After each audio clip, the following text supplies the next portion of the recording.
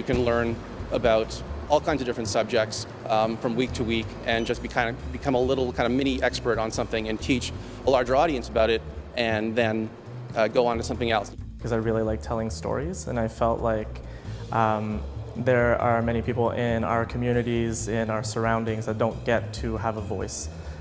It becomes this trick where you trick people into learning something. You're like, hey, look at this interesting story. And all the while you're like Trojan horsing some information into their brains, which is fun.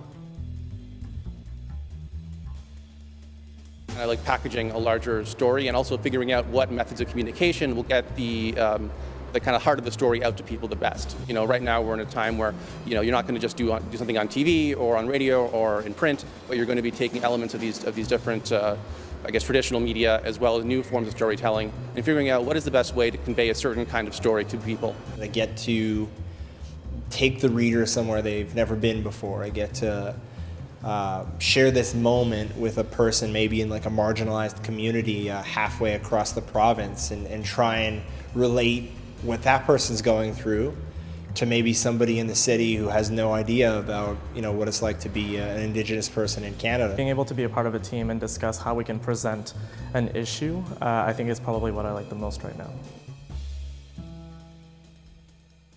The early mornings, I guess. When I was an intern, I had to work at 5 a.m. most of the summer, and then I regularly work at 6 or 7 a.m. now, so early mornings aren't great. It can be all-consuming and draining. I don't hate it because I have to do it. I hate it because that's soul-draining. It's reading the comments. With a lot of these sad, sometimes really, really dark stories, it can swallow you whole, and you're no longer yourself. A lot of people say never read the comments online. My job, a big part of it at least, is to read the comments.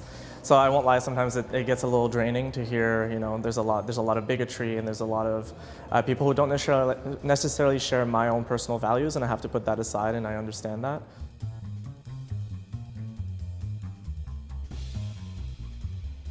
Definitely do extracurricular activities. You don't want to just do your journalism school classes, because you won't get a job just by doing that.